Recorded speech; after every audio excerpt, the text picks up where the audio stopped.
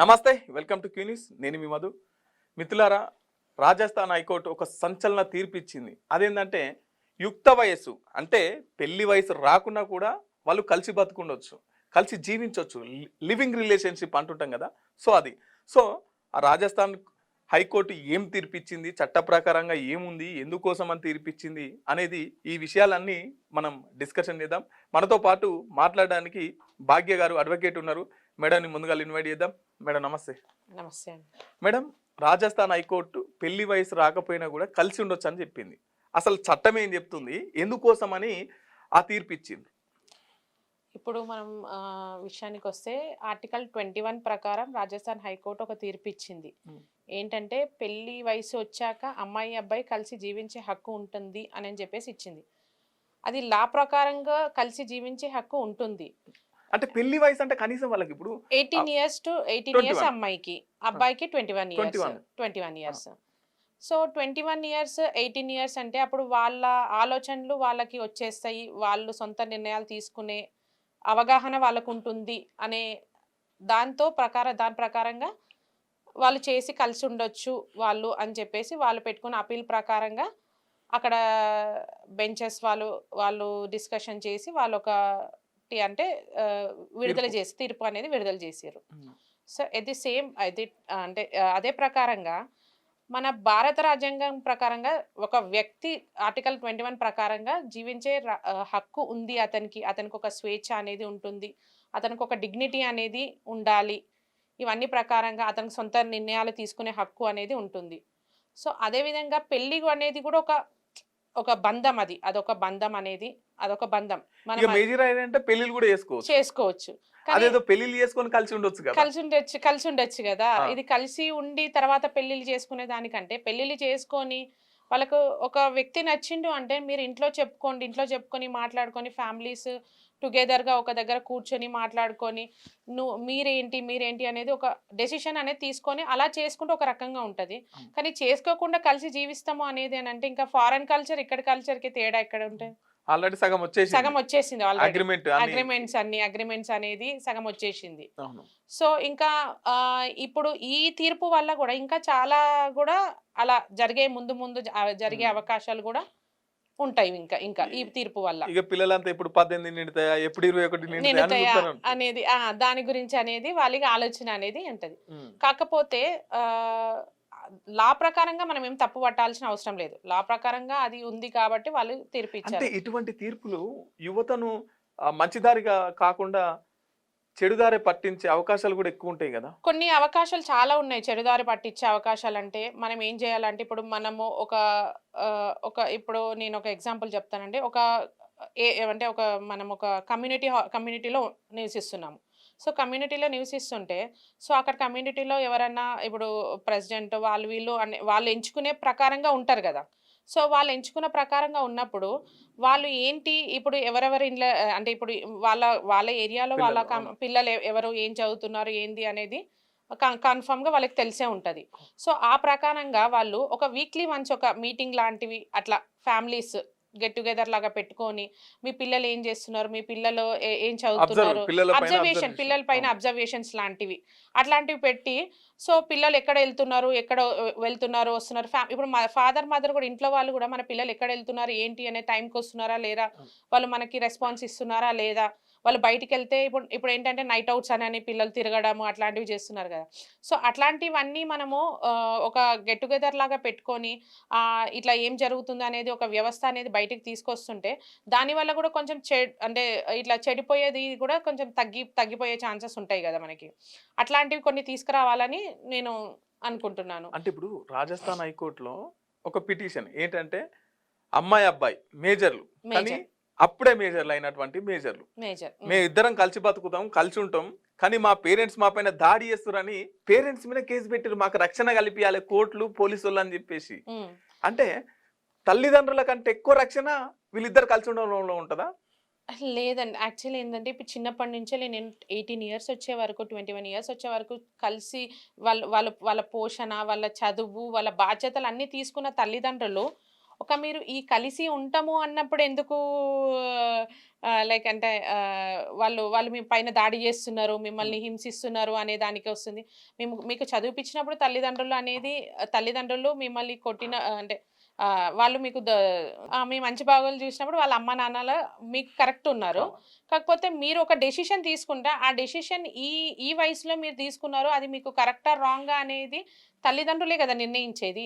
ఇవన్నీ మనకి చదువు ఇచ్చినప్పుడు, మనకు మంచి ఫుడ్ ఇచ్చి, మనకు మంచి లైఫ్ ఇచ్చినప్పుడు, అన్నీ మనకి కరెక్ట్ ఇచ్చినప్పుడు, ఇదెందుకు మనకు కరెక్ట్ ఇవ్వరు అని మనం ఎందుకు ఆలోచించొద్దు?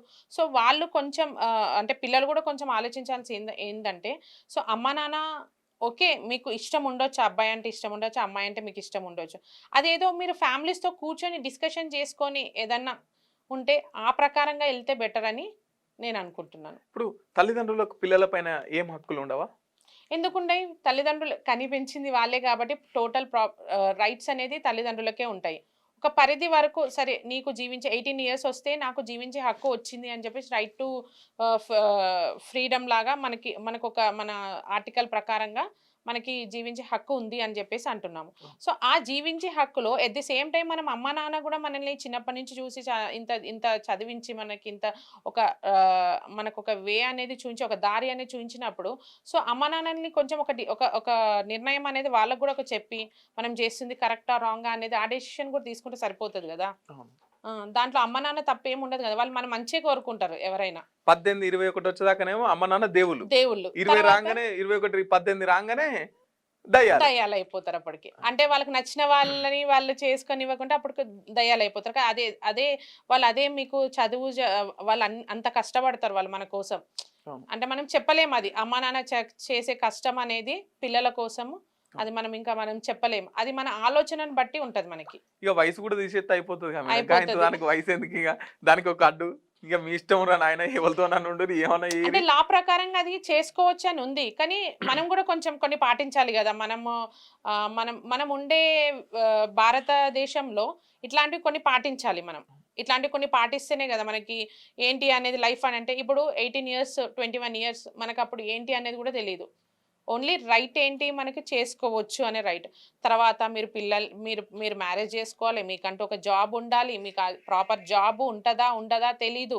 తర్వాత మీరు మ్యారేజ్ చేసుకున్నాక మీరు కలిసి ఉంటారా? లేదా? తెలీదు. మీకు గొడవలు అయ్యే ఛాన్సెస్ అంటే ఇప్పుడు అరేంజ్ మ్యారేజెసే చాలా ఇదిగా ఉంటున్నాయి. అవును. ఆ! తక్కువ. తక్కువ. అవును. అందులో గూడా మ్యారేజ్ అయినంక వాళ్ళు కలిసి ఉంటారా? ఉండరా? అనేది గూడా చాలా గొడవలు స్టార్ట్ అయితున్నాయి. మీ సొంత నిర్ణయాలతోని తీసుకున్న మీ మ్యారేజెస్ అనేది అవి మీకు లైఫ్ లాంగ్ ఉంటాయా? మీరు కలిసి ఉండే ఛాన్సెస్ ఉంటాయా? ఉంటాయా? ఉండవా? అనేది గూడా మీరు ఆలోచించుకోవాలి ఒకసారి.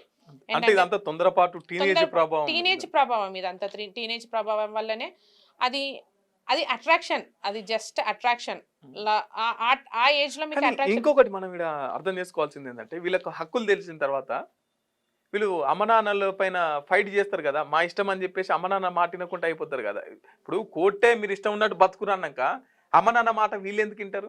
వినరప్పుడింక. హ్మ్. అప్పుడింక ఇప్పటికే చాలా మంది అమ్మా, నాన్న మాటలు వినడానికి చాలా వ్యవస్థ ఎట్లయిపోయిందంటే, అమ్మ, ఒక నాన్న అనే గౌరవం అనేది లేకుండా అయిపోయింది.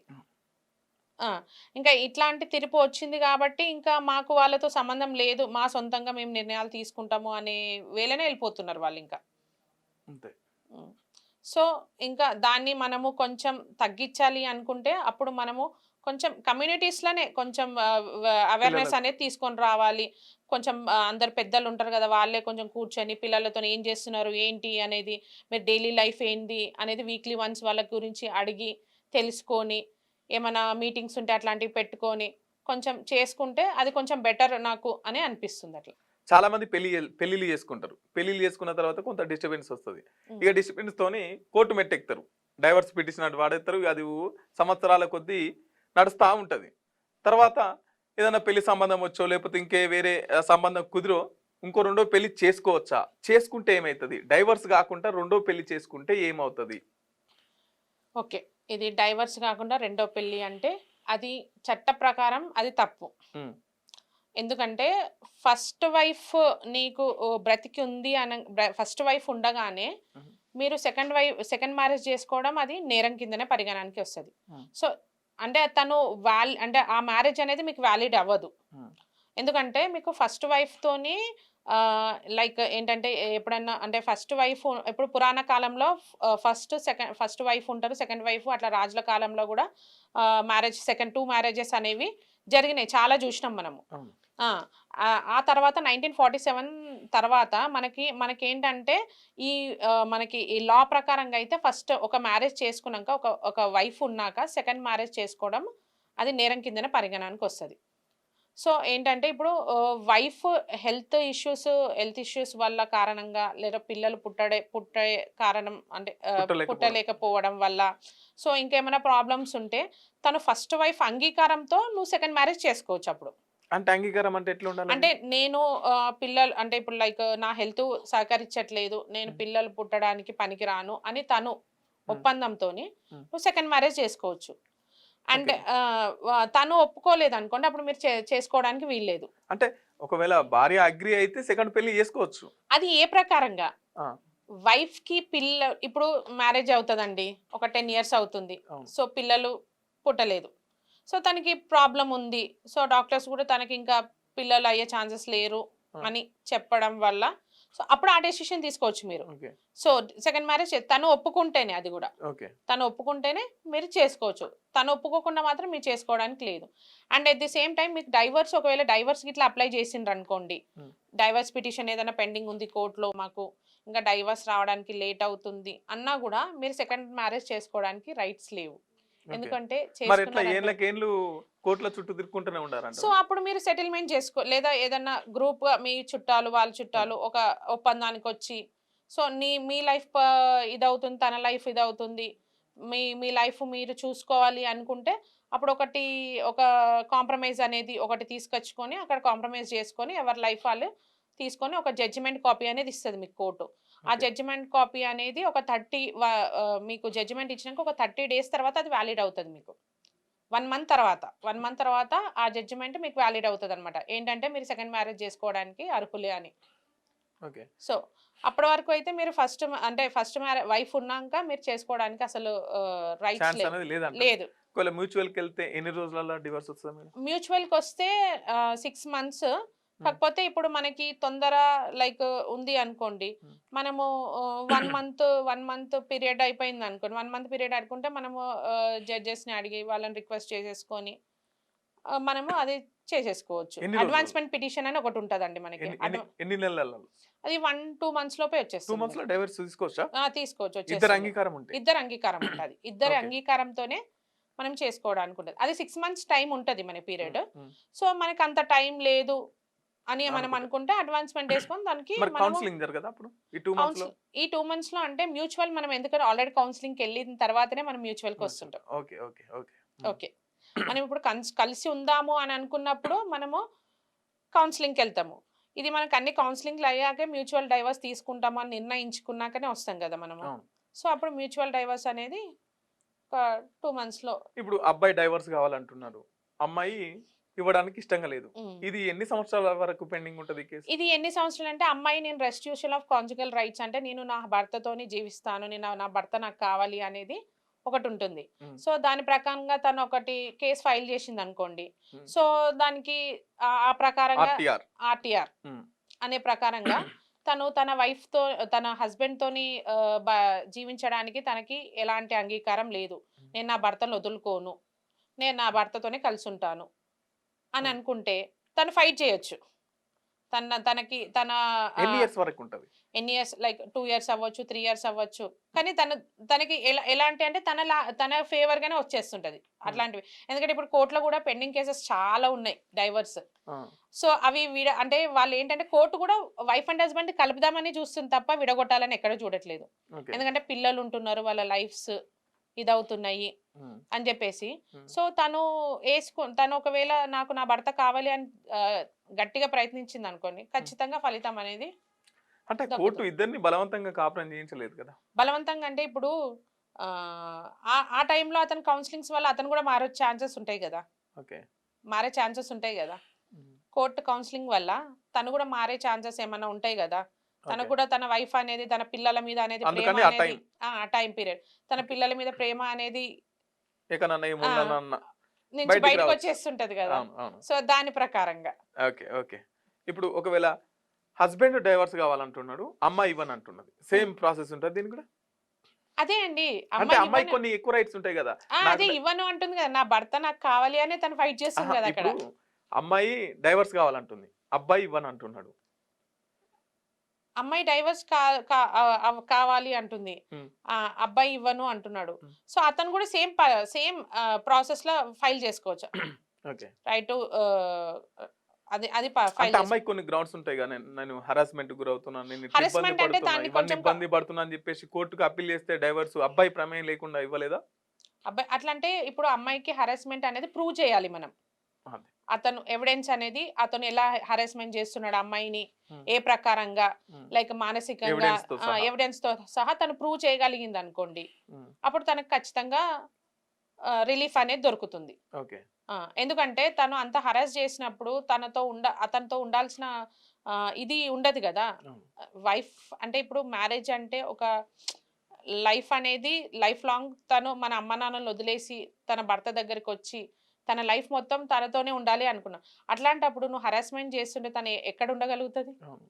ఉండలేదు. ఇప్పుడు సో ప్రూవ్ చేసిందనుకోండి. సో తనకి ఆహ్, అంటే రిలీఫ్ తనకి దొరుకుతుంది. రిలీఫ్ అనేది సెక్యూరిటీ అనేది కూడా చేస్తారు. ఈ డైవర్స్ కాకంటే ముందే మీ 490 కేసు అని ఇంకోటని ఇవన్నీ కేసులు పెడతది కదా.